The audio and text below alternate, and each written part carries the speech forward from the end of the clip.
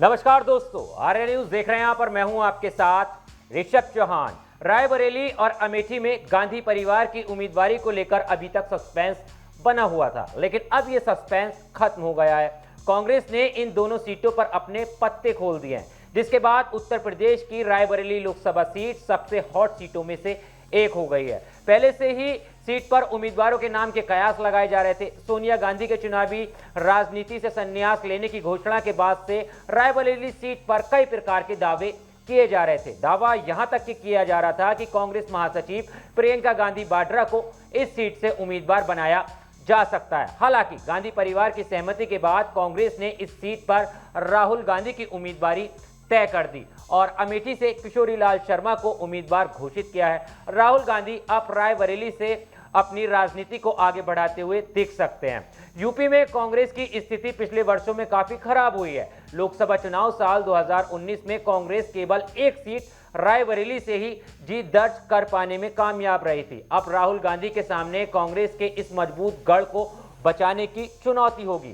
साल 2004 से चुनावी राजनीति में उतरे राहुल गांधी ने सबसे अधिक 4 बार अमेठी लोकसभा सीट से चुनावी ताल ठोकी है। वहीं केरल की वायनाड लोकसभा सीट से वह 2 बार उम्मीदवार रहे और अमेठी लोकसभा सीट से साल 2004, साल 2009 और 2014 में राहुल गांधी जीत दर्ज करने में कामयाब रहे थे। वहीं साल 2019 में उन्हें भाजपा प्रत्याशी स्मृति ईरानी से हार का सामना करना पड़ा था। अमेठी में साल 2019 में मामला फंसता देखकर राहुल गांधी ने केरल की वायनाड सीट का रुख किया था, वहां से उन्हें जीत मिली थी। लोकसभा चुनाव साल 2024 में भी वायनाड से वे चुनावी मैदान में हैं। हालांकि इस बार उन्हें इस सीट पर माकपा से कड़ी टक्कर का सामना करना पड़ रहा है। ऐसे में कांग्रेस राहुल के लिए रायबरेली को सुरक्षित सीट मान रही है। रायबरेली लोकसभा सीट पर इस बार राहुल गांधी को भारतीय जनता पार्टी के उम्मीदवार दिनेश प्रताप सिंह का सामना करना पड़ेगा। दिनेश प्रताप सिंह ने साल 2019 के लोकसभा चुनाव में सोनिया गांधी की कड़ी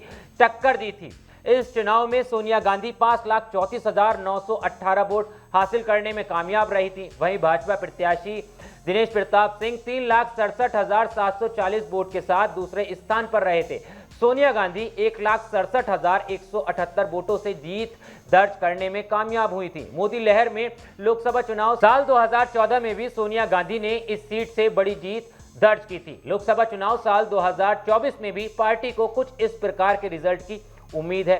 इससे पहले दिनेश प्रताप सिंह कांग्रेस में थे। कांग्रेस में रहते हुए उन्हें साल 2010 और साल 2016 में एमएलसी चुना गया। 2019 में जब लोकसभा चुनाव होने थे, उसके कुछ महीने बचे थे, तब उन्होंने कांग्रेस छोड़ दी और भाजपा में शामिल हो गए। इसके बाद उन्हें पार्टी ने सोनिया गांधी के खिलाफ चुनावी मैदान में उतारा था। पिछले कुछ सालों में क्षेत्र में उनकी पकड़ मजबूत हुई है। वही बात करें अमेठी की, तो साल 2014 और साल 2019 में अमेठी सीट पर राहुल गांधी और स्मृति ईरानी के बीच चुनावी मुकाबला देखा गया।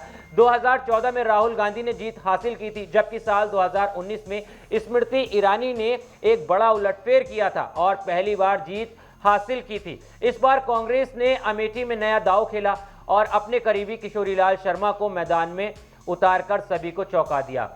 अमेठी सीट पर बीजेपी नेता स्मृति ईरानी ने राहुल गांधी को चैलेंज भी किया था, लेकिन राहुल गांधी ने स्मृति ईरानी का चैलेंज स्वीकार नहीं किया। मगर अब राहुल गांधी के अमेठी से चुनाव नहीं लड़ने पर बीजेपी कांग्रेस पर हमलावर है और राहुल गांधी पर आरोप लगा रही है कि राहुल गांधी हार के डर से अमेठी छोड़ गए हैं। हालांकि सियासी जानकार उनके इस कदम को अलग अलग नजरिए से देख रहे हैं। कुछ का तर्क है कि उन्होंने अमेठी से ज्यादा रायबरेली को तवज्जो दिया।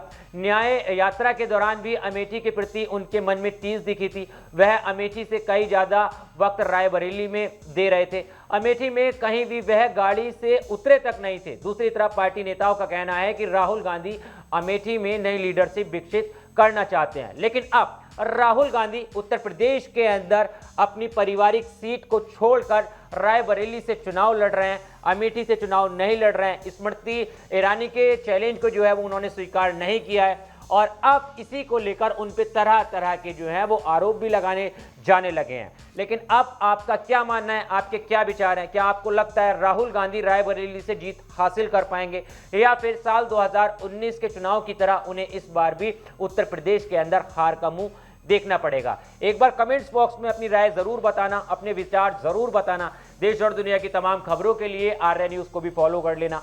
मिलता हूं आपसे किसी और वीडियो में। जय हिंद।